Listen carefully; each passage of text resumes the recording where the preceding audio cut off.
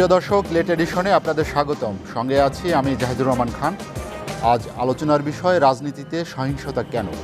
দর্শক, আজ আলোচনার জন্য আমার সঙ্গে ভার্চুয়ালি যোগ দিবেন বাংলাদেশ আওয়ামী লীগের সাবেক সংসদ সদস্য অধ্যাপক আব্দুল মান্নান, এবং স্টুডিওতে আছেন দুজন, বিএনপির আন্তর্জাতিক বিষয়ক সম্পাদক এবং সংসদ সদস্য ব্যারিস্টার রুমিন ফারহানা এবং জাতীয় পার্টির প্রেসিডিয়াম সদস্য এটিইউ তাজ রহমান। আপনাদেরকে আমাদের আলোচনায় স্বাগত জানাচ্ছি। আলোচনার শুরুতে আমি অধ্যাপক আব্দুল মান্নান আপনার কাছে যেতে চাই।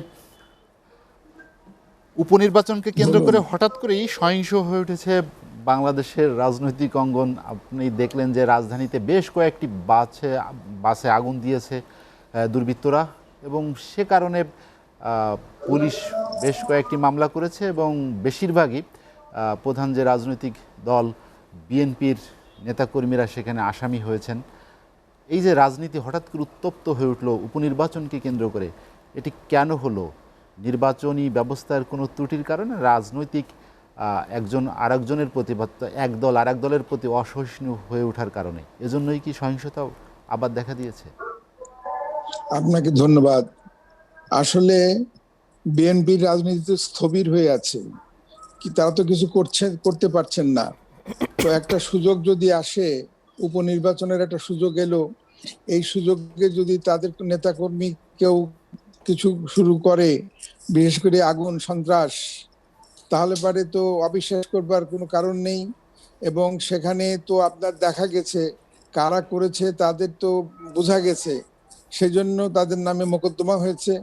এবং এটা করে তো কিছু লাভ হবে না। আপনাকে মানুষকে নিয়ে একটা বাসে আগুন লাগিয়ে দিলেই সরকার পড়ে যাবে না। মানুষকে একসঙ্গে করতে হবে, করে সেই মানুষকে নিয়ে যদি আপনি আন্দোলন করেন, তাহলে পরে আপনার কিছু ভবিষ্যৎ আছে, কিছু করতে পারেন। কিন্তু এমনি তো আগুন লাগিয়ে দিলেন, আগুন লাগলো, কিছু মানুষ মারা গেল, পুড়ে গেল, বা বাসটা পুড়ে গেল, বা লোকে দেখলো যে হ্যাঁ একটা বিরোধী দল তো আছে। সেই বিরোধী দল বিরোধী দল শুধু আপনার আগুন লাগিয়ে দিয়ে বসে থাকলে হবে না, আগুনের ভেতরে থেকে আগুন জ্বালাতে হবে। এবং সেই জ্বালাবার জন্য যে মানুষের দরকার, সেই মানুষ তাদের নেই, সেই কর্মী তারা করতে পারেননি, তাদের মধ্যে সেরকম আন্দোলনের স্পৃহা দেখা যাচ্ছে না। সেজন্য মামলায় যে সমস্ত লোকের নাম এসেছে, সেখানে অধিকাংশই বিএনপির নেতাকর্মীর নাম এসছে। ফলে এটা কোনো সরকারের কোনো ব্যাপার না, এই ব্যাপারটা হচ্ছে পুলিশের ব্যাপার, আইন শৃঙ্খলা রক্ষাকারী লোক ব্যাপার।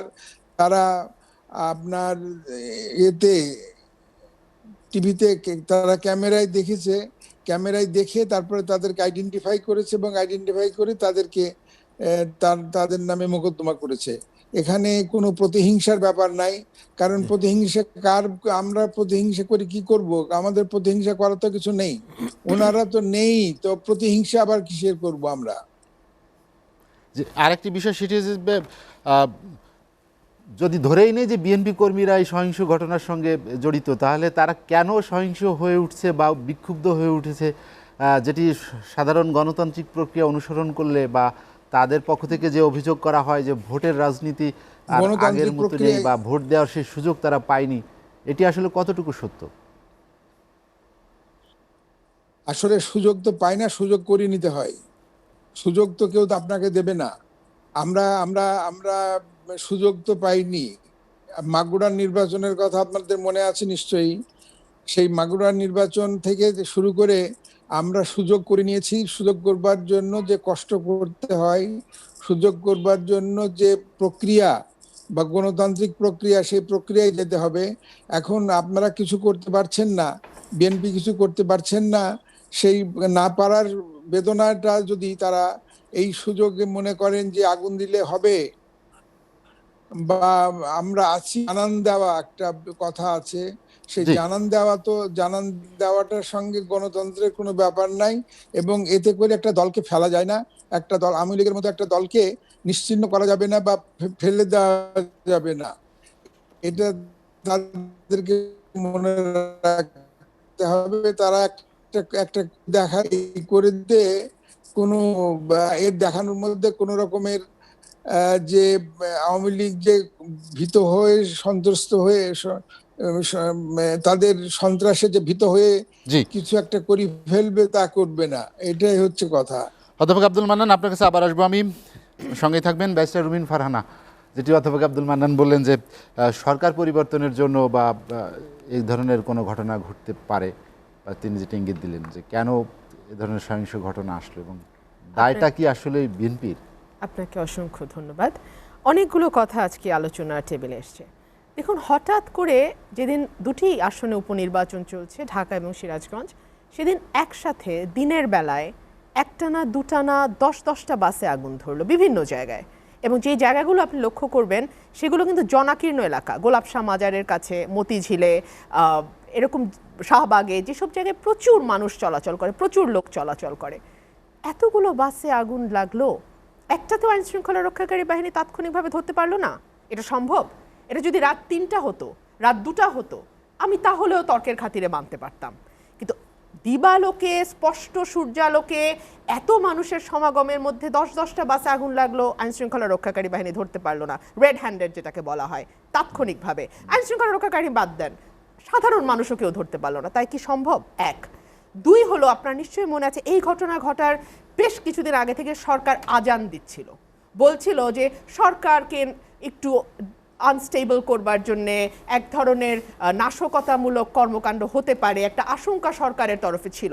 তার মানে গোয়েন্দাদের তরফ থেকে সরকারের কাছে তথ্য ছিল এরকম কিছু হতে পারে। সরকারের নিজস্ব বাহিনী থাকে, নিজস্ব গোয়েন্দা সংস্থা থাকে, ইন্টেলিজেন্স থাকে, তাদের কাছ থেকে এই ধরনের তথ্য ছিল। তাহলে সরকার কেন ব্যবস্থা নিল না? 2।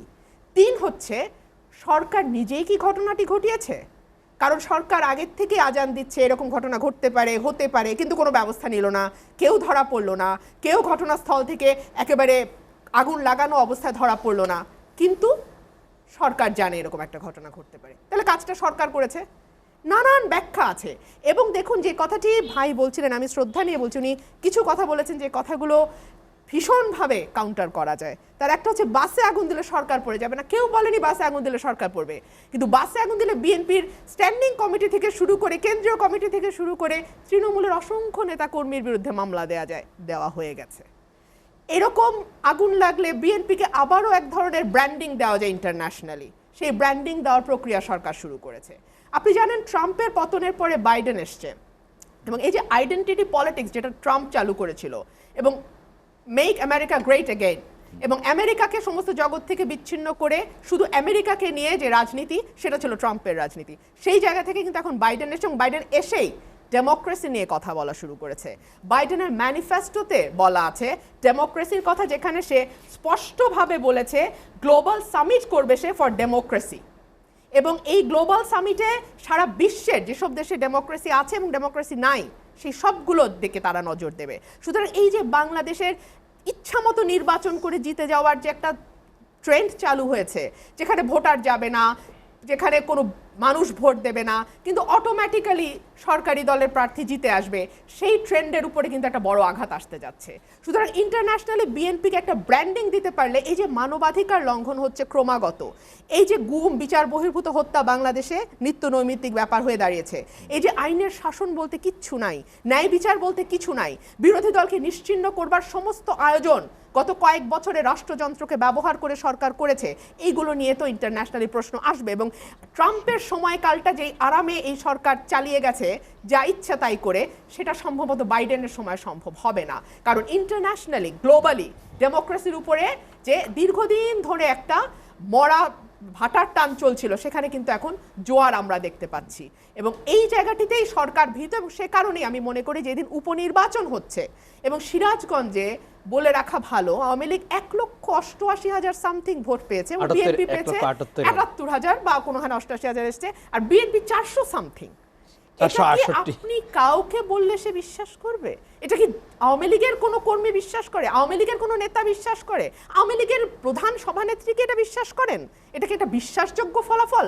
আপনি ঢাকার দিকে তাকান, ৭৫,000 আর 5,000। উনি একটা কথা বলছিলেন, মান্নান ভাই, উনি সিনিয়র মানুষ, বলে ফেলেন অনেক কথা। সুযোগ কেউ দেবে না, ভোটের সুযোগ করে নিতে হবে। বাংলাদেশের অবস্থা চিন্তা করেছেন? কোন সভ্য দেশে, গণতান্ত্রিক তথাকথিত গণতান্ত্রিক দেশেও কি এই কথা কেউ বলবে ভোটের সুযোগ করে নিতে হবে? মানে আমার মল্লযুদ্ধ করতে হবে, আমার এখন গোলাগুলি করতে হবে, আমার এখন মারামারি করে কেন্দ্র দখল করে তারপর আমাকে ভোট দিতে হবে।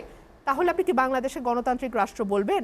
বাংলাদেশ গণতান্ত্রিক রাষ্ট্র আমরা কোনোদিনও বলছি না, কিন্তু তর্কের খাতিরে যারা বাংলাদেশকে গণতান্ত্রিক রাষ্ট্র বলে দাবি করছেন, যেসব বুদ্ধিজীবীরা বলছেন সরকারের তরফ থেকে যেভাবে উঁচু গলায় গণতন্ত্রের কথা বলা হচ্ছে, সেখানে ভোটটা তো অটোমেটিক্যালি হওয়ার কথা। দেশের মানুষ অটোমেটিক্যালি একটা নির্বাচন আয়োজন করলে সেখানে মানুষ ভোট দিতে যাবে, এটাই স্বাভাবিক। ভোটের সুযোগ করে দেওয়ার কি আছে? ভোট তো মানুষের স্বাভাবিক অধিকার, তো সেই অধিকার মানুষ দিতে পারবে না, সাংবিধানিক অধিকার মানুষ প্রয়োগ করতে পারবে না। তো এইটা যখন আপনার কেড়ে নেওয়ার প্রশ্ন আসে, ভোটের অধিকার আদায় করে নেওয়ার প্রশ্ন আসে, তাহলে তো মুশকিল। আর মাগুরার কথা এসছে, বাংলাদেশে তো এখন 300 আসনেই মাগুরা। বাংলাদেশে তো এখন মাগুরার কথা বললে আর চলবে না, এবং মাগুরাকে ধরেই তো তত্ত্বাবধায়ক সরকার ব্যবস্থা সংবিধানে নিয়ে আসা হয়েছিল। সেই তত্ত্বাবধায়ক সরকার ব্যবস্থা কেন আওয়ামী লীগ এসে উঠিয়ে দিল? যখন দেখলো যে 2012 সালে একটার পর একটা মেয়র নির্বাচনে তারা হারছে, একটার পর একটা বিপুল ভোটে হারছে, তখন তারা বুঝলো যে কোনোভাবেই আর মোটামুটি অবাধ, সুষ্ঠু, নিরপেক্ষ নির্বাচন দিয়েও সম্ভব নয়। সে কারণে তত্ত্বাবধায়ক সরকার ব্যবস্থা তারা তুলে দিল, এবং রাজনৈতিক আজকে যে মহাসংকট, এবং বাংলাদেশকে স্বৈরতান্ত্রিক দেশ বলছে জার্মানির গবেষণা সংস্থা বেটলম্যান স্টিফটুং, বা আপনি যদি ফ্রিডম হাউসের রিপোর্ট দেখেন, বাংলাদেশকে তারা বলছে গণতন্ত্রহীন দেশ। এই যে রিপোর্টগুলো, ইন্টারন্যাশনাল গবেষণা সংস্থাগুলো যে রিপোর্টগুলো দিচ্ছে, তার মূলে রয়েছে 2012 সালে যে তত্ত্বাবধায়ক সরকার ব্যবস্থা উঠিয়ে দেওয়া হলো, এবং 2014 সালে যে নির্বাচনটি হলো, যেখানে ভোট যে দিনের আগেই সরকার গঠিত হয়ে গেছে, 153 আসনে বিনা ভোটে সংসদ সদস্য চলে এসছে। তো এই যে সমস্যাগুলোর সূত্রপাত এবং সমস্যাগুলো সমস্যার জায়গায় রেখে আজকে আপনি একটা বাসে আগুনের নিয়ে কথা বলবেন, আপনি একটা অন্য জনসমাবেশ নিয়ে কথা বলবেন, আপনি একটা মিছিল নিয়ে কথা বলবেন, হবে না তো।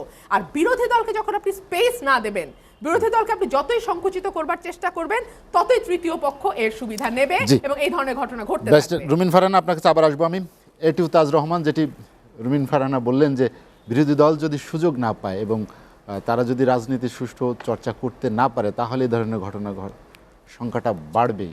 আসলে কি বাংলাদেশের সেই পরিস্থিতি?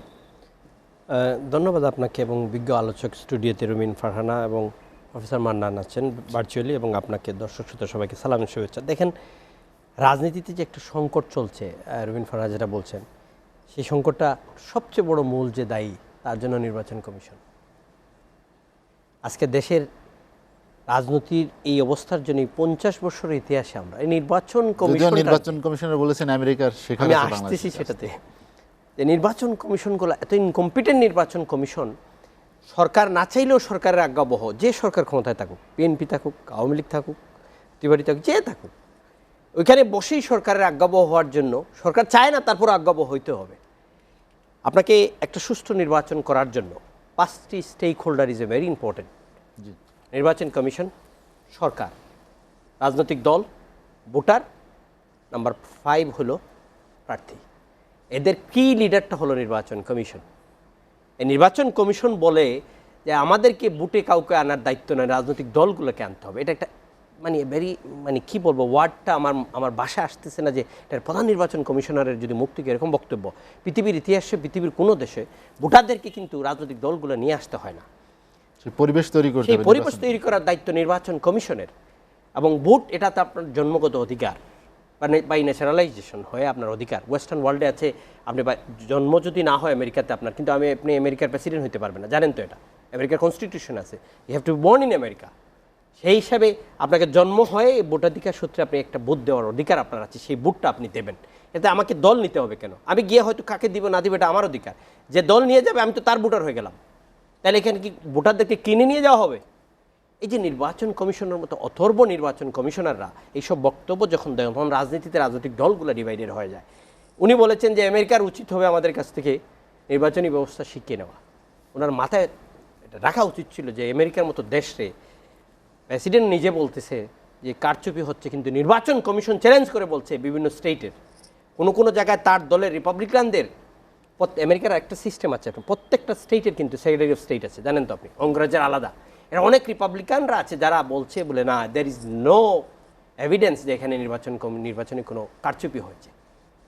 আপনি একজন ব্যক্তি ট্রাম্প যাই বলুক না, কিন্তু ইনস্টিটিউশনাল ফাংশনিং যেটা আছে, যে পারফেক্ট জায়গায় এখনো দাঁড়াই আছে বলে আমেরিকা এখনো সেই জায়গায় অবস্থান করছে। আমাদের দলের co chairman, senior co chairman barrister Anisul Islam Mahmud 12 তারিখে পার্লামেন্টে বলেছেন যে make sure all the constitutional body work effectively and the freedom of press. এই দুইটা জিনিস আপনাকে মাস্ট ইনশিওর করতে হবে একটা সরকার যারাই ক্ষমতায় থাকবে। আপনার কনস্টিটিউশনাল বডিগুলো যখন এফেক্টিভলি ওয়ার্ক করবে তখন কিন্তু আপনার এই যে দূরত্ব যেটা আছে রাজনৈতিক এবং সরকারি দল, যেটা একজনে আরেকজনের দোষারোপের রাজনীতি। আমাদের নির্বাচন কমিশনের ঢাকা 10 আসনের নির্বাচনের ভোট ছিল 5.28, ঢাকা 10 নির্বাচনে যখন হলো সেটাতে ছিল কত পার্সেন্ট? এটা আপনার আমি স্ট্যাটিস্টিক যদি এখন দিয়ে যাই 10.43, ঢাকা 18তে হয়েছে 14.1। তারপর আমার নির্বাচন কমিশনার বলে সবাই গেছে ভোট দিতে, ঢাকা 18তে ভোটার সংখ্যা 5,77,000, সেই জায়গায় ভোট পড়েছে 77,000। এই 5 লক্ষ ভোটাররা ভোট দিতে যায় নাই, তারপরে কিন্তু উনি সংসদ সদস্য সংসদে যাচ্ছেন।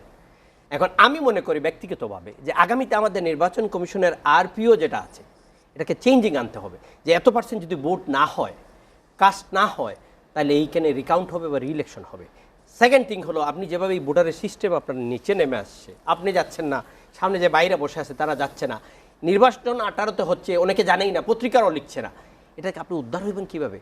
বিএনপি তারা যাচ্ছে না, তারা মনে করছে আমরা নির্বাচনে গেলেই বোধহয় এখানে হেরে যাব, তাদের ভোটারও কিন্তু যাচ্ছে না।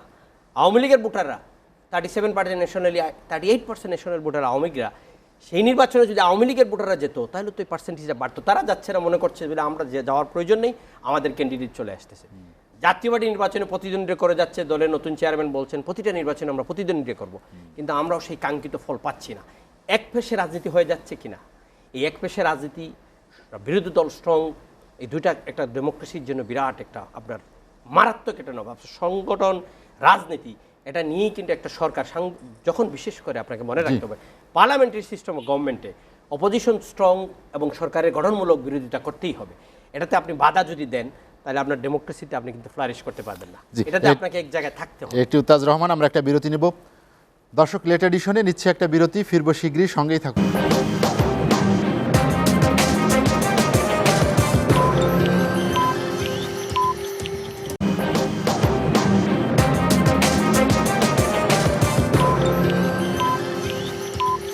দেখছেন এসএটিভির রাতের আয়োজন লেট এডিশন। বিরতির পর আমরা আবারও ফিরছি আলোচনায়।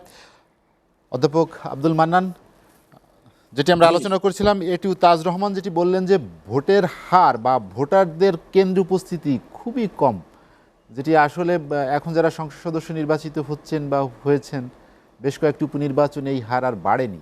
এই যে ভোটাররা কেন্দ্রে আসছেন না, একটা অনীহা, সেখানে আমরা যদি সরকারি দলের সমর্থক বা সরকারি দলের যে ভোট এর আগে তারা পেয়েছেন তার সংখ্যার ধারে কাছেও না, অন্যরা তো কেন্দ্রে আসলো কি আসলো না সেটার চেয়ে সরকারি দলের কর্মীরাও কিন্তু ভোট কেন্দ্রে যাচ্ছেন না। এই অনীহার কারণ কি, বা এটার জন্য কি কাদের উপর দোষ? এটা একটা প্রতিযোগিতা না, একটা প্রতিযোগিতা না হলে এরকম হয়ে থাকবে। এবং উনি বলছিলেন নির্বাচন কমিশনের দোষ দিচ্ছিলেন, কথা বলছিলেন। নির্বাচন কমিশনের একটি কথা আমার খুব খারাপ লেগেছে, অবজেকশন আছে আমার সেখানে। তিনি বললেন যে 5 মিনিটের মধ্যে ভোটের রেজাল্ট দিতে পারি এবং আমেরিকা ওনার কাছে এসে শিখবে ভোট কিভাবে করতে হয়। তো ওনার কাছে এসে যদি ভোট শিখতে হয় তাহলে আমেরিকা থাকবে না। আমেরিকার মানুষ আগে ভোট দিতে যেত না, এবার ট্রাম্পের অত্যাচারে মানুষ এমন ভাবে ভোট দিতে গেছে যে মহিলারা বিশেষ করে নির্বিশেষে, মানে যে কোনো বর্ণ এবং মহিলা পুরুষ বর্ণ সর্বস্তরের নাগরিক যারা আছেন, সর্বস্তরের লোক ভোট দিতে গেছে। ফলে ওনার এই কথাটা চলে না, কারণ বেশি কথা, অতি কথন আমাদের মধ্যে আছে। আর রুবিন আপা ভালো বলেন, উনি এখনো বলেছেন, উনি যা বলেন সেই বলাটার সঙ্গে তো ওনার বিশ্বাস নেই। কারণ বিশ্বাস থাকলে পারে তো উনি ওনার দলকে নিয়ে আন্দোলন করতেন, আন্দোলন তো করছেন না। আন্দোলন যদি না করেন তাহলে পরে মাগুরার নির্বাচনের কথা আমি তুলেছিলাম, তার উত্তর উনি দিয়েছেন। মাগুরার নির্বাচনের পরে আমরা আন্দোলনে গেছিলাম, আন্দোলনে যেতে হবে, কেউ কাউকে ছাড় দেয় না, গণতন্ত্রে কেউ কাউকে ছাড় দেয় না, পিতা পুত্রকে ছাড় দেয় না। ফলে ছাড় দেওয়ার কোনো প্রশ্ন নেই। আর আমরা আপনাদেরকে সুযোগ দেব বা আমরা ছেড়ে দেব, আপনারা চলে আসবেন, তা হবে না। এটার নিয়ম হচ্ছে আপনাকে নিতে হবে। নেওয়ার জন্য আপনার যে প্রচেষ্টা, আপনার যে গণতান্ত্রিক যে অধিকার, সেই অধিকার আপনি বলছেন যে আমরা মোকদ্দমা করছি, তো মোকদ্দমা যদি কেউ মোকদ্দমার মতো কাজ করে, তাকে যদি ক্যামেরায় ধরা পড়ে, তো তাকে মোকদ্দমা, তার নামে মোকদ্দমা না করে কি করবেন আপনি বলুন? আপনি আইনজ্ঞ, আপনি নাম করা ব্যারিস্টার, আপনি বলুন তো তাকে তাকে তো রাষ্ট্রীয় আইনের আওতায় আনতে হবে। জি আইনের আওতায় না আনলে পরে দেশ চলবে কি করে? তো সেই জন্য আমাদেরকে এরকম ভাবে কথা বলা, এবং আমার ভাই বললেন শুধু যে আইন করার জন্য, আইন তো করে না, নির্বাচন কমিশন বলতে পারে, কিন্তু আইন করার অধিকার তো তাদের নাই। আইন করতে হলে পরে এখন তিনটা দলকে করতে হয়, আওয়ামী লীগ, জাতীয় পার্টি এবং বিএনপি। যেহেতু তারা তিন দল এখন সংসদে আছে, তিন দলকে লাগবে আইন, যদি কোনো আরপিও চেঞ্জ করতে হবে, নতুন করে আইন করতে হয়, যে আরপিও চেঞ্জ করতে হলেও প্রপোজাল দিতে হবে নির্বাচন কমিশনকে, আইন মন্ত্রণালয়কে। গভর্নমেন্টের প্রস্তাব, গভর্নমেন্ট না, নির্বাচন কমিশন প্রস্তাব করতে পারে, কিন্তু এক্সিকিউট করবার জন্য তাদের কোনো অধিকার নাই, তারা সেই ক্ষমতা তারা রাখে না। আর নির্বাচন কমিশনের ভেতরেই তো দুই ভাগ, দুই রকম কথা বলে, একজন একরকম বলে, কয়েকজন আর এক রকম বলে। আমার কথা হচ্ছে যে নির্বাচন মানুষ ইন্টারেস্ট হারিয়ে ফেলেছে, এর মধ্যে কোনো সন্দেহ নেই। মানুষকে যেতে হবে, এবং এই নিয়ে যাওয়ার জন্য আমাদের যে প্রচেষ্টা, আমরা যে পলিটিক্যাল শিক্ষা, সেই পলিটিক্যাল শিক্ষা বা পলিটিক্যাল মানুষের মধ্যে যে আগ্রহ, সে আগ্রহ জাগাতে পারেনি। সেই আগ্রহ বিএনপি তো একবারই জাগাতে পারেনি। আপনি যে আমাদের কথা বলেছেন যে আমরা কম যাচ্ছি, আমরাও কম যাচ্ছি, এটা অস্বীকার করার কোনো কারণ নেই, কারণ সত্যকে অস্বীকার করে তো কোনো লাভ নেই। ফলে আমরাও কম যাচ্ছি। আর আমরা জানছি যে বিএনপি দেখানোর জন্য একটা ভোটে দাঁড়িয়েছে, ওরা ভোট করতে চায় না, ওরা একদমই যায় না। ওরা গেলেই তো আপনার আওয়ামী লীগ যাবে, আওয়ামী লীগ দেখছে যে তো আমাদের যাওয়ারই দরকার হচ্ছে না, ওনারা তো যাচ্ছেন না। ওনাদেরকে যেতে হবে, এবং ওনাদেরকে যে সামনাসামনি হতে হবে। যুদ্ধ করতে আমি বলছি না, কিন্তু ছেড়ে দেওয়ার কথাও আমি বলছি না। আমি বলছি যে তাদেরকে সেই ফেস করতে হবে, তাদেরকে আওয়ামী লীগের সঙ্গে তাদেরকে মুখোমুখি হতে হবে, এবং আওয়ামী লীগ যদি জোর করে নেয় তাহলে তার প্রতিকার করতে হবে, এবং তাদেরকেও নিতে হবে। জি, আপনার কাছে আবার আসবো আমি। ব্যারিস্টার রুমিন ফারহানা, যেটি অধ্যাপক মান্নান বললেন যে বিএনপিও তো কেন্দ্রে যাচ্ছে না, বিএনপি গেলেই তো আওয়ামী লীগ যাবে। আমি মান্নান ভাইকে ধন্যবাদ দিই, উনি দুটো চমৎকার সত্য কথা বলেছেন, যেটা আওয়ামী লীগে আমি দেখি না সচরাচর। এক হচ্ছে প্রতিযোগিতা না হলে তো এমনই হবে, নির্বাচন এমনই হবে যদি প্রতিযোগিতা না হয়, আমি সম্পূর্ণ একমত।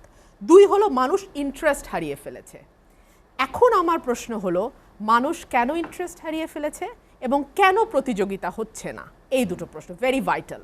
দেখুন, আপনি যদি একটু পিছনের দিকে নির্বাচনগুলোর দিকে তাকান, বহু ট্রল আমরা দেখেছি। আমি ট্রলটাকে পরে আসছি, আমি 2018 সালের যে নির্বাচন হয়েছে এবং 2014 সালের যে নির্বাচন হয়েছে, 18টা আমি আগে বলি, 29শে ডিসেম্বর রাতে যেটা হয়েছে, তার পরপরই টিআইবি একটা রিপোর্ট দিয়েছে, আপনারা জানেন। 50টি আসনের মধ্যে দৈব চয়নের ভিত্তিতে তারা একটা জরিপ চালিয়েছে, দেখা গেছে 47টি আসনে, উইচ ইজ 94% আসনে চূড়ান্ত অনিয়ম দেখেছে তারা। 33টি আসনে তারা দেখেছে যে ব্যালট বাক্স স্টাফিং করা থেকে শুরু করে নানান রকম কারচুপি করে একটা মার্কার মধ্যে ভোট দেওয়া হয়েছে। সুজনও কিন্তু এই ধরনের একটা গবেষণা করেছে, এবং সুজন দেখেছে বহু কেন্দ্রে শতভাগ ভোট আওয়ামী লীগ পেয়েছে, বহু কেন্দ্রে বিএনপি 0 ভোট পেয়েছে, বহু কেন্দ্রে শতভাগ ভোট পড়েছে, মানে যতগুলো ভোটার আছে সবাই ভোট দিয়েছে, মানে কেউ মারা যায়নি, কেউ অ্যাবসেন্ট থাকে নাই, সবাই ভোট দিয়েছে। আবার কিছু কেন্দ্রে বিএনপি, অল্প কিছু কেন্দ্রে শতভাগ, অর্থাৎ ব্যাপক অনিয়ম। আপনি বিএনপির কথা একপাশে আমরা সরিয়ে রাখি, বিএনপি প্রধান বিরোধী দল, বিএনপি আওয়ামী লীগের একমাত্র চ্যালেঞ্জ, সুতরাং বিএনপি আওয়ামী লীগের বিরুদ্ধে বলবে, নানান কথা বলবে, সেটাই স্বাভাবিক। আপনি বাম মোর্চার দিকে তাকান, তারাও এই নির্বাচনকে কন্ডেম করেছে। এমনকি 14 দলের সঙ্গে থাকা জাসদ, শরীফ নুরুল আম্বিয়া সংসদে আছে এখন একটা সিট নিয়ে, উনারা রেজলিউশন নিয়ে এসছে পার্টিতে যে এটা কোনো নির্বাচন হয়নি। কিছুদিন আগে ওনার একটা সাক্ষাৎকার ছাপা হয়েছে, যেখানে উনি আবারও বলেছেন যে 2018-তে কোনো নির্বাচন হয়নি। রাশেদ খান মেনন, যিনি এখনো সংসদে আছেন, তিনি বলেছেন আমরা কেউ ভোট দিতে পারি নাই। যেই নির্বাচনে রাশেদ খান মেনন কিংবা শরীফ নুরুল আম্বিয়ার মতন লোকজন ভোট দিতে পারেন না, মানে যারা এত ক্ষমতাসীন সংসদে বসছেন তারা ভোট দিতে পারেন না, সেখানে একটা সাধারণ ভোটার কেন যাবে ভোট দিতে? সে তো ভোট দিতে পারে নাই। আমরা দেখেছি কিভাবে বিবিসি রিপোর্ট করেছে ভোটের আগে ব্যালট বাক্স ভরা, ব্যালট বাক্স রিপোর্ট করেছে বিবিসি যেহেতু একটা আন্তর্জাতিক গণমাধ্যম, তারাই সাহস করতে পেরেছে। আমাদের মিডিয়াদের তো 10 হাত কাছেই যেতে দেয় নাই। আমাদের বিদেশি পর্যবেক্ষকরা নির্বাচন পর্যবেক্ষণ করে একই রিপোর্ট দিচ্ছে এটা কোনো নির্বাচন হয়নি। বিদেশি গণমাধ্যম, আমি আবারও বলছি, বিবিসি, আল জাজিরা, CNN থেকে শুরু করে গার্ডিয়ান, যত ইন্টারন্যাশনাল রিনাউন্ড মিডিয়া আছে সবাই কিন্তু একই কথা বলেছে, 14 এবং 18 দুটো ব্যাপারই বলেছে কোনো নির্বাচন হয়নি। এর আগের সেগমেন্টে আমি বলছিলাম যে বিভিন্ন আন্তর্জাতিক গবেষণা সংস্থাগুলো বলছে নির্বাচন হচ্ছে না। মানুষ ভোট দিতে পারছে না, মানুষকে ভোট দিতে দেওয়া হচ্ছে না। আর বিএনপির কথা যেটা বলা হচ্ছে, বিএনপির কর্মীদেরকে কিন্তু আপনি দেখেছেন যখন চেষ্টা করেছে তারা নির্বাচনটাকে সত্যিকার অর্থে ফলপ্রসূ করবার, তারা কিন্তু এজেন্ট যখন ঠিক করেছে এজেন্টকে আগের দিনই সরিয়ে নেওয়া হয়েছে, গুম করে ফেলা হয়েছে। এক এলাকার এজেন্টকে অন্য এলাকায় নিয়ে গিয়ে ছেড়ে দেওয়া হয়েছে। দেখা গেছে কর্মী সমর্থকদের ভয় দেখানো হচ্ছে বাসায় গিয়ে গিয়ে, এবং ভয়টা কিন্তু ভোটারদেরও দেখানো হয়েছে, আমাদের যারা বিরোধী দল করি তাদের কর্মী সমর্থকদেরও দেখানো হয়েছে। দেখিয়েছে আওয়ামী লীগের ক্যাডার বাহিনী, আবার দেখিয়েছে আইন শৃঙ্খলা রক্ষাকারী বাহিনী। অর্থাৎ রাষ্ট্রীয় মদতও আছে এই ভোট বিমুখতার পেছনে, একই সঙ্গে দলীয় যে ক্যাডার বাহিনী তাদেরও মদত আছে। সুতরাং এই দ্বিপাক্ষিক মদতে মানুষ ভোট থেকে মুখ ফিরিয়ে নিয়েছে এবং মানুষের মধ্যে এক ধরনের পারসেপশন তৈরি হয়েছে এবং দৃঢ়ভাবে মানুষ বিশ্বাস করে যে তার ভোট কোনো ডিফারেন্স মেক করে না। সে তার ভোট দিতে গেলে সে দেখবে হয় আগেই ভোট দেওয়া হয়ে গেছে, অথবা দেখবে যে তাকে ভোট কেন্দ্রের ভেতরে ঢুকতে দেওয়া হচ্ছে না। আর যদিও বা সে কোনোভাবে আমার মতন খুব মানে লাকি যদি কেউ হয়, পরিচিত চেহারা, সুতরাং তাকে বাধা দেওয়া হচ্ছে না, এরকম 2-3 জন হয়তো গিয়ে তার ভোট দিতে পারবে, কিন্তু এই একটা বা দুটা বা 10টা ভোট তো আসলে ডিফারেন্স মেক করবে না। সুতরাং মানুষ, আপামর জনসাধারণ মনে করে যে তার ভোট দেওয়া বা না দেওয়া কিছু যায় আসে না। আর একটা কথা আমাকে বলতেই হবে, আওয়ামী লীগ আসলে কি ধরনের আন্দোলনে বিশ্বাস করে? বারবার কিন্তু দাবি আদায়ের কথা বলা হচ্ছে, আন্দোলনের কথা বলা হচ্ছে, ভোটের অধিকার বলেন, প্রতিযোগিতামূলক নির্বাচন বলেন, সবকিছু আমাদের আদায় করে নিতে হবে। আদায়ের রাস্তাটা কিন্তু আওয়ামী লীগ অতীতে দেখিয়ে দিয়েছে। সেটা কিরকম? 176 দিন তারা হরতাল করতে পারে, শেরাটনের সামনে তারা বাসে আগুন দিতে পারে। তারা যখন বিএনপি আন্দোলন করে 2013-14 সালে, তখন এজেন্ট হয়ে সেখানে ঢুকে বাস পোড়াতে পারে, কারণ সেই সময়কার গণমাধ্যমগুলো যদি আপনি দেখেন, নিউ এজ, প্রথম আলো, মানব জমিন, ডেলি স্টার, আপনি দেখবেন যুবলীগ, ছাত্রলীগ, স্বেচ্ছাসেবক লীগের নাম। আপনি অবাক হবেন, বর্তমান একজন সাংসদের নাম অলরেডি সেই জেলার সভাপতি, আওয়ামী লীগের সভাপতি বলছেন যে তিনি বাসে তার নিজের যে পরিবহন আছে, বিহঙ্গ পরিবহন, সেখানে নিজের পরিবহনে আগুন দিয়ে নেত্রীর দৃষ্টি আকর্ষণ করতে যায়। অর্থাৎ আন্দোলনের ভিতরে বিরোধী দলের আন্দোলনকে কিভাবে নস্যাৎ করা যায় এজেন্ট ঢুকিয়ে দিয়ে, নিজেরা অপকর্ম করে বিএনপির ঘাড়ে দোষ দিয়ে, বিরোধী দলের ঘাড়ে দোষ দিয়ে, এটা আওয়ামী লীগ খুব ভালো পারে। আর আওয়ামী লীগের দুটা উক্তি আমাকে একটু বলতেই হবে। একটা হচ্ছে আজকে চোখে পড়লো, আওয়ামী লীগের বর্তমান উপমন্ত্রী একজন বলেছেন এই ধরনের ঘটনা ঘটলে ঘাড় মটকে দেব, এই হচ্ছে আওয়ামী লীগের ভাষা। আরেকজন আওয়ামী লীগের সাংসদ গতকাল আমার সঙ্গে ছিলেন একটা টেলিভিশনে, উনি অন এয়ার টক শোতে বলছেন বেগম খালেদা জিয়া এবং তারেক রহমানকে তো ব্রাশ ফায়ার করে ওপেনলি খুন করে ফেলা উচিত, মেরে ফেলা উচিত। তো এইরকম ভাষা যেই দলের উচ্চ পর্যায়ের নেতাকর্মীর, সেই দলের তৃণমূল ক্যাডার বাহিনী কি হতে পারে, কি বিভৎস তাদের কার্যকলাপ, কি বিভৎস তাদের আচরণ হতে পারে, সেটা বাংলাদেশের মানুষ বুঝে গেছে বলেই বাংলাদেশের মানুষ ভোট থেকে মুখ ফিরিয়ে নিয়েছে। যা হবে, না গেলেও তাই হবে, বরং এরকম বিভৎস দলের সাথে যা যাওয়াই নিজের জীবনের জন্য। ব্যারিস্টার রুমিন ফারহানা, আপনার কাছে আবার আসবো আমি। একটু তাজ রহমান, আসলে কি মানুষের ভোট দেওয়ার অধিকার বা ভোট তার কাছে মূল্যহীন, সেজন্য সে কেন্দ্রে যাচ্ছে না, নাকি রাজনৈতিক দল, নির্বাচন কমিশন, দেখেন তাদেরও দায়িত্ব? স্বাধীনতা যুদ্ধের পরে পরবর্তী যতটা নির্বাচন হয়েছে, প্রত্যেকটি নির্বাচনে যদি আমরা অপোজিশনে যারা ছিলাম, আমরা মনে করেছি ফেয়ার আমরা পাই নাই। 90-র পরে আমাদের বিরুদ্ধে আন্দোলন, রুমিন ফারহানের একটা কথা সত্য ধরে বলি, আওয়ামী লীগ 176 দিন আন্দোলন করেছে। আওয়ামী লীগ, বিএনপি এবং বামপন্থীরা মিলে 9 বছরের শাসনে আমার প্রয়াত রাষ্ট্রপতি মোহাম্মদ এরশাদের সময় 365 দিনের মধ্যে 300 দিনের মতো আন্দোলন হরতাল করে দেশ অচল করে রাখত। সে সময় আপনি ছাত্রনেতা ছিলেন বা স্টুডেন্ট ছিলেন, আমরা ডাইরেক্ট ছাত্রনেতা ছিলাম, রাজনীতি করেছি, রাজপথে দেখেছি। আমাদের এই যে সরকারের বিরুদ্ধে আন্দোলনের যে ক্রাইটেরিয়াটা আগে ছিল, দেশে তুমি জ্বালাও পোড়াও করো, হরতাল করো, গাড়ি ভাঙ্গো, রাস্তা বন্ধ করে দাও, আমাদের নেতার সময় দেখেছি। এখন সেই জায়গাতে সরে আসছে, আর আন্দোলন হরতালের রাজনীতিটা এখন আর নাই। এটা গ্লোবালাইজেশন, মডার্নাইজেশনের জন্য হয়তো বা এই আন্দোলনের সিস্টেম এখন চেঞ্জ হয়ে যাচ্ছে। যেটা আওয়ামী লীগ বারবার বলছে বিএনপিকে যে আপনারা আন্দোলন করেন না কেন, আপনারা কবে করবেন? বন্যা চলে গেল, আবার ঈদের পর করবেন, এনকারেজ করছে আন্দোলন করার জন্য। কিন্তু সেই আন্দোলনের ট্রেন্ডটা এখন নতুন প্রজন্ম যারা আছে, আপনার আমার ভাই ছেলে যারা আছে, তারা কিন্তু এই আন্দোলনের দিকে আর যাইতে চাচ্ছে না। এবার আসি আপনার নির্বাচন ব্যবস্থা, যেটা আপনার মান্নান ভাইকে একটু আমি বলি। মান্নান ভাই, আমি বলি নাই নির্বাচন কমিশন চেঞ্জ করতে হবে। নির্বাচন কমিশন কোনো আইন চেঞ্জ করার ক্ষমতা রাখে না। আরপিওটা নির্বাচন কমিশন প্রস্তাব করতে হয় আইন মন্ত্রণালয়কে, ল মিনিস্ট্রিকে। সেটা ব্যাটিং হয় ল মিনিস্ট্রি, যেটাতে বাদ দেওয়ার কথা, রাখার কথা, ওইটা নিয়ে তখন সংসদে নিয়ে সেটা পাশ করে সে আইন করা হয়। আপনি যখন যুগের সাথে তাল মিলিয়ে, মানুষ নির্বাচন কমিশন থেকে আস্থা হারিয়ে ফেলছে, আপনি নির্বাচন কমিশনকে তো এফেক্টিভ করতে হবে। মান্নান ভাই নিজে স্বীকার করলেন যে হ্যাঁ, নির্বাচনে একটা মানুষের না, শুধু সাধারণ মানুষ যাদের কি এদেশের একটা, আমাদের ছোটোবেলায় দেখেছি নির্বাচন আসলে তো একটা আমেজ তৈরি হয়ে যেত। মানুষের শাওয়ার গোসল টুসল করে রেডি হয়ে কোথায় বুথ সেন্টারে যাচ্ছি, আজকে ইলেকশন আমরা দেখেছি, ঈদের খুশির মতো ছিল। বাংলাদেশে সেই নির্বাচন ব্যবস্থাটা একদিনে কিন্তু শেষ হয় নাই, সেটাও আমি আবার ডিফার করছি। এটা একটা ধারাবাহিকতা নষ্ট করে করে এসে আমরা এই অবস্থায় আজকে চলে এসেছি। এটাকে আপনি যদি ফিরিয়ে নিয়ে আসতে হয়, নির্বাচন কমিশন গঠন প্রক্রিয়াটা বিএনপি করে নাই, আমরা করতে পারিনি, সেটা আমরা দায় নিচ্ছি। কারণ আমাদের সহযোগিতা ছিল না, সব বিরোধী দল আমাদের এগেনস্টে ছিল। আওয়ামী লীগও করছে না।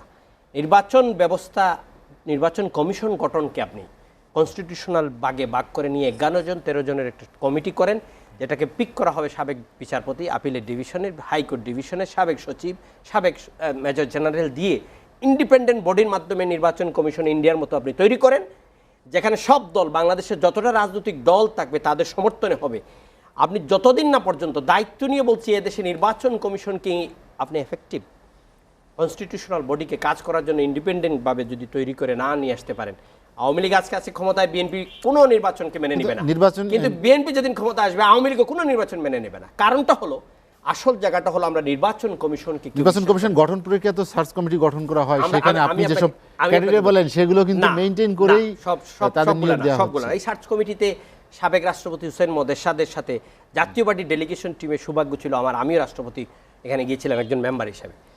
ওইখানে সরকার যে টিম গঠন করেছে, এটা তাদের ইন্ডিপেন্ডেন্টভাবে কাউকে করার নয়। আমি যেটা বলছি আপনাকে, যে নির্বাচন কমিশন গঠন করার জন্য একটা ইন্ডিপেন্ডেন্ট কমিশন গঠন করেন, যারা ইন্ডিপেন্ডেন্টলি ফাংশন করবে, কোনো সরকার ইন্টারফেয়ার করতে পারবে না। ওই 5 বছর পর ওই নির্বাচন কমিশন তারাই পিক করে নিয়ে আসবে, সরকার হাত দিতে পারবে না। আপনি ইন্ডিয়ার নির্বাচন কমিশন দেখেন না, আমি আপনাকে ভিডিও রেকর্ডের কথা বলছি, ভাইরাল আছে ইউটিউবে। ইন্ডিয়ার প্রধানমন্ত্রী নরেন্দ্র মোদী ওনার নির্বাচনী ফর্ম জমা দিতে গেছেন, আগের যারা এসে জমা দিয়ে গেছেন সবাইকে বসে বসে এই প্রিসাইডিং অফিসার তার নির্বাচনী ফর্ম নিয়েছে। মোদি সাহেব যখন গেছেন সামনে, সে কিন্তু দাঁড়ায় নাই, বসে নিয়েছে। এর কারণটা হলো, যখন ইলেকশন ডিক্লেয়ার হয়ে যাবে, মাননীয় প্রধানমন্ত্রী যেরকম একজন ক্যান্ডিডেট, রবীন ফারহান এরকম, আমি এরকম, আপনি এরকম, এখানে কোনো ভেদাভেদ থাকবে না। এই জায়গাটাতে নির্বাচন কমিশন আসতে বাংলাদেশে আরও কত বছর লাগবে আমি জানি না।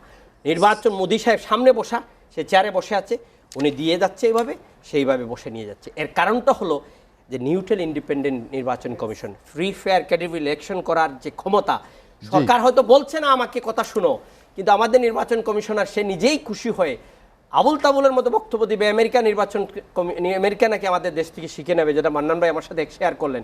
বাংলাদেশের মানুষ, কালকে গেছিলাম মৌলভীবাজারে রাজনৈতিক প্রোগ্রাম করতে, সিলেটের মানুষ যারা হাসতেছে নির্বাচন কমিশনের কথা নিয়ে, এটা পাগল নাকি কি? নির্বাচন কমিশনের পোস্টটা কি জানেন? প্রধান নির্বাচন কমিশনার, ইকুইভ্যালেন্ট টু আপিলেট ডিভিশনের বিচারপতি, স্পেশালি প্রধান নির্বাচন কমিশনার। আর বাকি কমিশনাররা হাইকোর্টের বিচারপতির মর্যাদা। ওনাদের কথার কাজে বাংলাদেশের মানুষ যদি না আশ্বাস পায়, তাহলে নির্বাচনে তো যাবেই না। আর বিএনপি তো নিজে গিয়েও বলবে এই নির্বাচন আগে থেকেই শেষ, আওয়ামী লীগের ওনারা যাচ্ছে না, নির্বাচনে ভোটার সংখ্যা 5 থেকে 1-এ চলে আসবে, তখন আমরা কি করব? আমাদেরকে এখনই চিন্তা করতে হবে। আরপিওতে কি পুরস্কার ঘোষণা করতে হবে? নির্বাচনের সেন্টারে ভোট দিতে গেলে আপনাকে আমরা পুরস্কার দিব, এই সেন্টারে 100টা পুরস্কার ঘোষণা করব, টাকা দিব 1000 করে না 2000 করে, সেটা করতে হবে। নাহলে কিন্তু মানুষ যাবে না আগামী দিন নির্বাচন, ওই টাকার জন্য যেতে পারে আপনাকে, অথবা আপনি দণ্ডবিধি নিতে পারেন। দেখেন চিন্তা করে কি করবে নির্বাচন ব্যবস্থাকে। এটি তাজ রহমান, আমরা আর একটা বিরতি নেব। দর্শক, লেট এডিশনে নিচ্ছি আর একটা বিরতি, ফিরবো শীঘ্রই, সঙ্গেই থাকুন।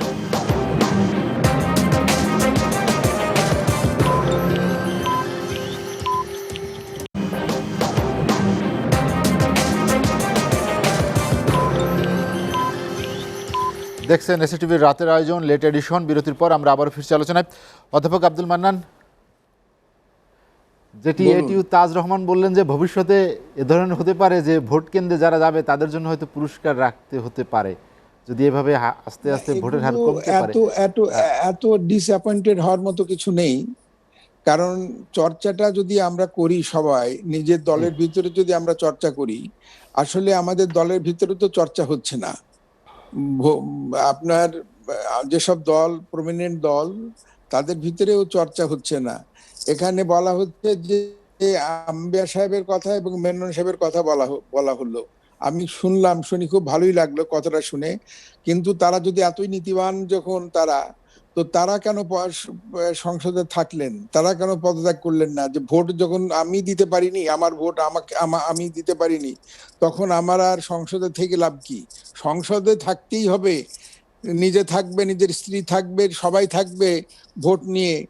আর আপনার বলার সময় এরকম কথা বলবেন, তাহলে তো হবে না। এক মুখে দুই কথা বলা চলবে না, আপনাকে একদিকে আসতে হবে। আর আমি নিরাশ নই, কারণ চর্চাটা যদি হয় ঠিক মতো মোটামুটি, তাহলে পরে দেখবেন যে ভোটাররাও যাবে ভোট। আর এখন তো ইয়াং ভোট এসে গেছে, ইয়াংদের হয়ে ইয়াংদের যাচ্ছে না। মধ্যে ভোটের এটা আগ্রহটা কম। আহ, তারা দেখছেন যে রাজনীতিক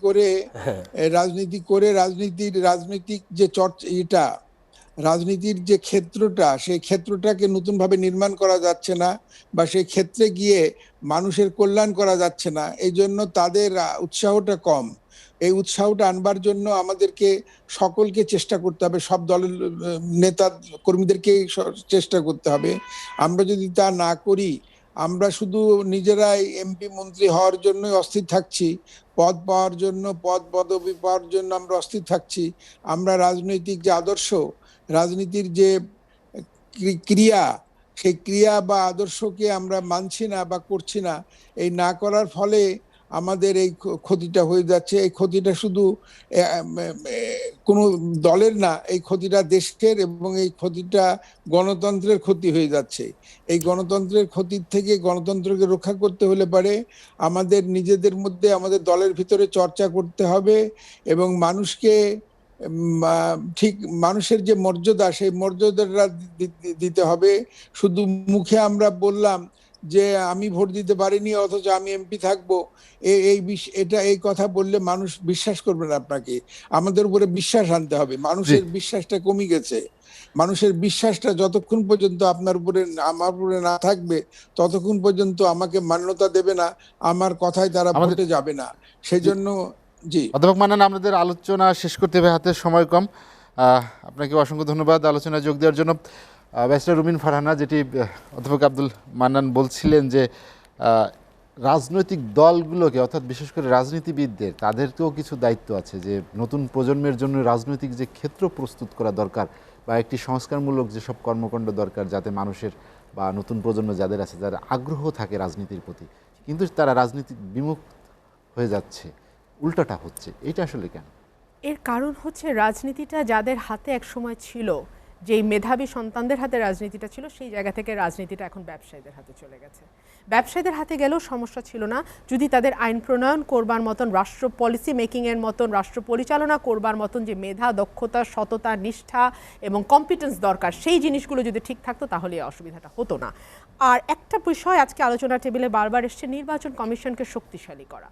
আমি এটার সঙ্গে দ্বিমত করছি না, নির্বাচন কমিশনকে নিশ্চয়ই শক্তিশালী করতে হবে, কিন্তু সেই সঙ্গে ভুলে গেলে চলবে না যে নির্বাচন কমিশন একা শক্তিশালী হয়ে লাভ নেই যদি না একই সঙ্গে প্রশাসন ইন্ডিপেন্ডেন্টলি কাজ করতে পারে, আইন শৃঙ্খলা রক্ষাকারী বাহিনী ইন্ডিপেন্ডেন্টলি কাজ করতে পারে, at the same time judiciary, the third pillar of the state, সেইটা যদি শক্তিশালী না হয়, ইন্ডিপেন্ডেন্ট না হয়, সেটা যদি সরকার মুখাপেক্ষী হয় এবং সরকারি অঙ্গুলি হেলনে যদি চলে, তাহলে আপনি নির্বাচন কমিশনকে একা শক্তিশালী করে কোনো লাভ হবে না। নির্বাচন কমিশনে আপনি যেই দলে থাকুক, তারা চেষ্টা করে একেবারে তার পকেটের লোক বসাবার, যে কারণে আজকে আমরা এমন নির্বাচন কমিশনার পাচ্ছি যিনি এমন সব কথা বলছেন যেটা নিয়ে সরকারি দলও ট্রল করছে, বিরোধী দল তো ট্রল করছে, দেশের সাধারণ মানুষও যাকে নিয়ে ট্রল করছে। তো সুতরাং এরকম নির্বাচন কমিশন দিয়ে আর যাই হোক, একটা সুষ্ঠু অবাধ নির্বাচন কখনোই করা সম্ভব নয়। তারপরও আমি মাহবুব তালুকদারকে আমি ধন্যবাদ জানাই, উনি কিন্তু প্রতিটা নির্বাচনের পরে তার যেই ব্যক্তিগত অভিজ্ঞতা, তার যেই প্রফেশনাল অভিজ্ঞতা, সেটা কিন্তু উনি সবসময় মিডিয়ার সামনে এসেছেন এবং সেটা উনি শেয়ার করেছেন। আরেকটা বিষয়, নির্বাচনে ইনসেনটিভ কি দেওয়া যায়। ইনসেনটিভ হচ্ছে আপনি নির্বাচনে বিরোধী দলকে বাধা দেবেন না, আপনি ভোটারকে বাধা দেবেন না, ভোটারকে তার পছন্দের প্রার্থীকে ভোট দিতে দিবেন, আপনি বিরোধী দলের সাথে সরকারি দলের একটা লেভেল প্লেইং ফিল্ড নিশ্চিত করবেন, আপনি এমন একটা পরিবেশ তৈরি করবেন না যাতে বিরোধী দলের এজেন্ট আগের রাতে গুম হয়ে যায়, এরকম একটা পরিবেশ তৈরি করবেন না যাতে বিরোধী দলের যে অ্যাক্টিভ কর্মীটা, যে হয়তো প্রচারণায় অংশ নিচ্ছে রেগুলার, যে হয়তো মিছিলে অংশ নিচ্ছে রেগুলার, যে হয়তো বাড়ি বাড়ি গিয়ে প্রার্থীর পক্ষে কথা বলছে রেগুলার, তাকে নির্বাচনের 2 দিন আগে গ্রেফতার করা হয়ে যায় একটা মামলায়, যেখানে সে অজ্ঞাতনামা আসামি হিসাবে তাকে গ্রেফতার করা হয়ে যায়। যখন এইরকম একটা অবস্থা আপনি নিশ্চিত করতে পারবেন, যেখানে শক্তিশালী নির্বাচন কমিশনের সাথে all the organs of the state or the institutions of the state শক্তিশালী হবে, যেটা তাজ ভাই প্রথম সেগমেন্টে বলেছিলেন, প্রতিটি সংস্থাকে, রাষ্ট্রের প্রতিটি সংস্থাকে শক্তিশালী করতে হবে। এখন মুশকিল হচ্ছে যে রাষ্ট্রের সংস্থা যেগুলো, তারা দলীয় ক্যাডারের মতন কাজ করে, তারা দলীয় বাহিনীর মতন কাজ করে, তারা সরকারি বাহিনী, তারা সরকারি বাহিনী নয়, তারা কিন্তু রাষ্ট্রের কর্মকর্তা কর্মচারী। সুতরাং মানে প্রজাতন্ত্রের কর্মকর্তা কর্মচারী, প্রজাতন্ত্রের কর্মকর্তা কর্মচারী যদি তাদের দায়িত্বটা সঠিকভাবে পালন করে, নির্বাচন কমিশন বলেন, আইন শৃঙ্খলা রক্ষাকারী বাহিনী বলেন, আর প্রশাসন বলেন, সবাই কিন্তু তাহলে যার যার জায়গা থেকে ঠিকমতো কাজ করতে পারবে এবং তখনই আমরা একটা সুষ্ঠু নির্বাচন পাবো। কিন্তু যেহেতু বাংলাদেশের বর্তমান বাস্তবিক যে প্রেক্ষাপট, যেখানে দাঁড়িয়ে আসলে আমরা কথা বলছি, যেখানে দাঁড়িয়ে আমরা রাজনীতি করছি, সেখানে দাঁড়িয়ে এটাই সত্য যে কোনো দলীয় সরকারের অধীনে ইনস্টিটিউটগুলো একদিনে যে অবস্থা, যে ভঙ্গুর অবস্থায় চলে গেছে, একদিনে মেরামত করে রাতারাতি একটা ভালো নির্বাচন কমিশন পাওয়া বা একটা শক্তিশালী আইন শৃঙ্খলা বাহিনী পাওয়া বা একটা শক্তিশালী দল নিরপেক্ষ প্রশাসন পাওয়া সম্ভব নয়। সেই কারণেই বারবার আমাদের একটা অবাধ নিরপেক্ষ নির্বাচনের জন্য তত্ত্বাবধায়ক সরকার বলেন বা নিরপেক্ষ সরকার বলেন, সেটির দিকে তাকাতে হচ্ছে। যখন একটা ইন্ডিপেন্ডেন্ট বডির অধীনে নির্বাচন হবে, তখন কিন্তু অটোমেটিক্যালি আপনি দেখবেন যে রাষ্ট্রের অন্যান্য যে প্রতিষ্ঠানগুলো আছে, তারা কিন্তু যার যার দায়িত্ব ইন্ডিপেন্ডেন্টলি পালন করবে। আর ভোটের ব্যাপারে যেটা কথাটি সরকারি দলের তরফ থেকে আমরা অতীতেও শুনেছি জাতীয় নির্বাচনের আগে, যে নির্বাচনে হারলে কিন্তু যা আছে তার সব কিছু নিয়ে পালাতে হবে। যখন সরকারের অতি ক্ষমতাশালী কোনো ব্যক্তি এই ধরনের উক্তি করেন, তখন স্বাভাবিকভাবেই কিন্তু এক ধরনের ভয়ের সংস্কৃতি দলের কর্মীদের মধ্যে তৈরি হয়ে যায়। তারা মনে করে না জানি কি হবে নির্বাচনে হারলে, এবং প্রত্যেকে দেখা যায় যার যার তরফ থেকে নিজেকে বাঁচানোর জন্য হলেও এই সরকারকে টিকিয়ে রাখার চেষ্টা করে। সেটা আপনি প্রশাসন বলেন, সেটা আপনি আইন শৃঙ্খলা রক্ষাকারী বাহিনী বলেন, আপনি যেই বলেন, প্রত্যেকটি কর্মকর্তা কর্মচারী যেহেতু ভীষণভাবে দলীয়করণ করা হয়েছে গত কয়েক বছরে, এবং দলীয় পরিচয় দেখে তাদেরকে অ্যাপয়েন্টমেন্ট দেওয়া হয়েছে, প্রমোশন দেওয়া হয়েছে, পদে রাখা হয়েছে, সুতরাং প্রত্যেকে মনে করে তার নিজের অস্তিত্ব টিকিয়ে রাখতে হলে তাকে এই সরকারকে টিকিয়ে রাখতে হবে, এবং সে কারণেই তারা সর্বস্ব পণ করে এবং নিজেরাই ভোটারের ভূমিকায় অবতীর্ণ হয়ে যায়। নিজেরা যদি ভোটার এবং ক্যাডারের ভূমিকা না নিয়ে ভোটটাকে নিরপেক্ষভাবে চলতে দিত, মানুষের হাতে বিচারের ভারটা ছেড়ে দিত এবং মানুষ তার নিজের প্রতিনিধি নিজে স্বাধীনভাবে নির্বাচিত করতে পারত, তাহলে কিন্তু আজকে নির্বাচন কমিশন নিয়ে এত কথা উঠে না, আজকে ইনসেনটিভ দেওয়ার কথাও কিন্তু আসতো না। ব্যারিস্টার রুমিন ফারহানা, আপনাকে অসংখ্য ধন্যবাদ। এটিও তাজ রহমান, যেটি ব্যারিস্টার রুমিন ফারহানা বললেন যে প্রশাসনে বা যারা নির্বাচন পরিচালনার দায়িত্ব পালন করেন, তাদের দলীয় আনুগত্যই অনেক সময় নির্বাচনকে প্রশ্নবিদ্ধ করে তোলে। দেখেন, আমাদের নির্বাচন ব্যবস্থা থেকে শুরু করে কনস্টিটিউশনাল বডিগুলো আছে, সবগুলা যে সরকার যখন তাকে তাদের আজ্ঞাবহ করে তোলে, এর দায় বা এড়ানোর সুযোগ বিএনপিরও নাই, যেটা উনিও নিজে বলেছেন, আওয়ামী লীগেরও নাই, আমাদের সময় ছিল, কিন্তু এত মাত্রায় ছিল না, এটা মেনে নিতে হবে। কারণ হলো এত মাত্রায় ছিল না, তার প্রমাণটা দেই। আমাদের সময় ক্ষমতায় থাকা অবস্থায় 8টি ডিভিশন হাইকোর্ট করা হয়েছিল, হোসেন মোর্শেদ করেছিলেন। আমরা এই প্রভাবশালী এই যে ব্যারিস্টার বসে আছেন, ওনাদের জন্য এটা বাস্তবায়ন করা হয় নাই। জানেন আপনি, এটা শেষ পর্যন্ত ক্যান্সেল করে আনা হয়েছে। কিন্তু পৃথিবীর যতটা আপনি পার্শ্ববর্তী দেশ দেখেন না, আমি ওয়েস্টার্ন ওয়ার্ল্ডটা বাদই দিলাম, পার্শ্ববর্তী ইন্ডিয়াতে দেখেন না, প্রত্যেকটা তাদের প্রদেশে একটা হাইকোর্ট আছে। তো অনেক বড় দেশ, ছোট্ট দেশ, বেলজিয়াম যান না আপনি, তো বড় দেশের কথা বাদ দিলাম, ব্রিটেন যান না, প্রত্যেকটা বার অফ কাউন্সিলে আলাদা একটা তাদের হাইকোর্ট আছে। সুপ্রিম কোর্টে এক জায়গায় যেতে হবে। আমাদের এই ডিসেন্ট্রালাইজেশন যেটা করা শুরু করলাম, তখন কিন্তু এই রাজনৈতিক ইচ্ছার জন্য ওনাদের উকালতি কমে যাবে, এই জন্য সেটা আমাদের দলের চেয়ারম্যান আর সে বাস্তবায়ন করতে পারলেন না। সাথে সাথে সাপোর্টটা থাকলো বিএনপি, আওয়ামী লীগ। আমাদের রাজনৈতিক দলের রাজনীতিটা যখন দেশের স্বার্থে হবে, তখন আপনাকে মনে রাখতে হবে এই কনস্টিটিউশনাল পোস্টগুলো অটোমেটিকলি কিন্তু ইন্ডিপেন্ডেন্ট জায়গায় চলে যাবে। আপনাকে শুরুতেই ফার্স্ট সেকেন্ড সেগমেন্টে বলে আসছিলাম যে ট্রাম্প আমাদের দেশের চেয়েও খারাপ বিহেভিয়ার করছে, কিন্তু তার ইনস্টিটিউশনাল পোস্টগুলো প্রেসিডেন্টের কথা ধারে না। তার দলের রিপাবলিকান পার্টি ডেমোক্রেটিক পার্টির বাদই দিলাম, রিপাবলিকান পার্টির গভর্নররা বলছে যে কোনো কারচুপি হয় নাই, কোনো প্রমাণ নাই, কোনো সিস্টেম নাই কারচুপি হওয়ার। সুতরাং প্রেসিডেন্ট কি বললেন, it doesn't matter to us.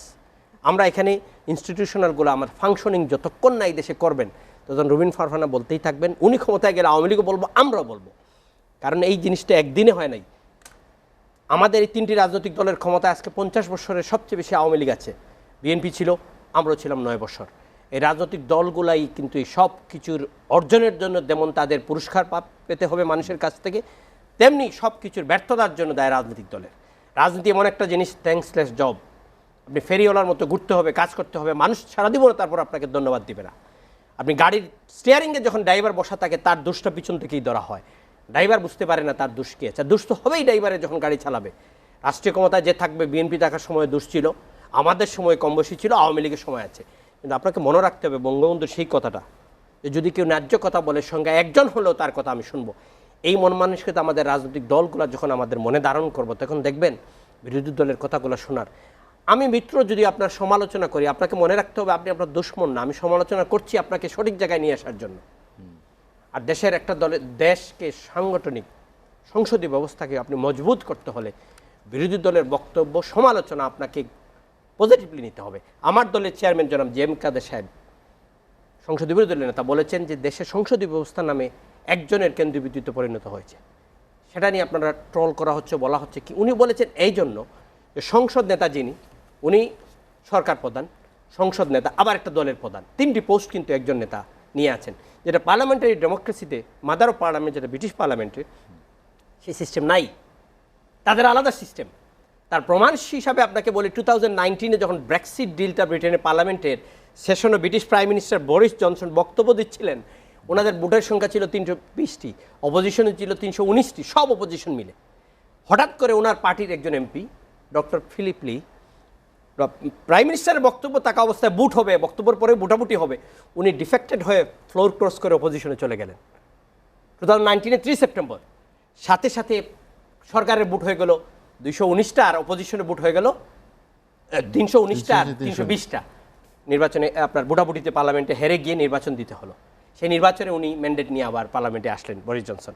এই অনুচ্ছেদের ব্যাপারে আমার দলের চেয়ারম্যান সেটাই বলেছেন যে আপনার শুধু বাজেট সরকার গঠন করার জন্য আপনার দলের সংসদদের ম্যান্ডেটরি করে ফেলেন পার্লামেন্টে, যে আমাকে বাজেটে ভোট দিতে হবে, কারণ আপনি দেশ চালাবেন, বাজেটে তো আপনাকে থাকতেই হবে, আর সরকার গঠনের জন্য। বাকিগুলোতে আপনি সংসদ সদস্যদের বক্তব্য রাখার জন্য, তার বাক স্বাধীনতা প্রকাশ করার জন্য ডেমোক্রেসি, পার্লামেন্টারি ডেমোক্রেসির নবসে নিয়ে আসেন আপনি, গণতন্ত্রের দিকে আরও ফ্লারিশ করার জন্য বক্তব্য দেওয়ার সুযোগ দেন, দেখবেন গণতন্ত্র এমনিই ফ্লারিশ আসবে। আমার দলের চেয়ারম্যানের বিরুদ্ধে বক্তব্য আমি তো দিতে পারবো না, রুবিন ফারহানা দিতে পারবে না, আওয়ামী লীগরাও দিতে পারবে না। এটা ট্রেডিশন আমাদের চলে আসছে। এই ট্রেডিশন থেকে বাইরে আসতে হলে গণতন্ত্রের কথা যিনি বললেন, দলে গণতন্ত্র ঠিকই আনতে হবে। মাননীয় প্রধানমন্ত্রীর বাইরে আওয়ামী লীগের কারোর কোনো নিয়ে নেই, যেটা উনি বলবেন সেটাই হবে। আমার দলের চেয়ারম্যান জনাব জে এম কাদের যেটা বলবেন, কারণ এটা কাউন্সিলের মাধ্যমে, কাউন্সিলররা ওনাদেরকে ক্ষমতা দিয়ে দেয়, সেটা ওনারা প্রয়োগ করেন, যেটা বিএনপিতেও আছে। এটা আপনার পলিটিক্যাল ডাইনেস্টিও আছে। এই 3টি রাজনৈতিক দলের আপনি ছেড়ে যেতে পারছেন না। আওয়ামী লীগের মাননীয় প্রধানমন্ত্রী যিনি আছেন, উনি বঙ্গবন্ধুর মেয়ে, উনি ওনার ফাদারের রাজনৈতিক দ্বারা উনি আসছেন। বিএনপির আজকে যিনি আসছেন চেয়ারপারসন বেগম খালেদা জিয়া, ওনার হাজব্যান্ড জিয়াউর রহমান ছিলেন সেই দলের প্রধান, আজকে ছেলেও আছেন। আমাদের দলের প্রধান ছিলেন যারা হুসাইন মোহাম্মদ এরশাদ, ওনার ছোটো ভাই জি এম কাদের সাহেব আসছেন রাজনীতিতে। এই পলিটিক্যাল ডাইনাস্টিটাও কিন্তু আমাদের এখানে ইনভলভমেন্ট আছে।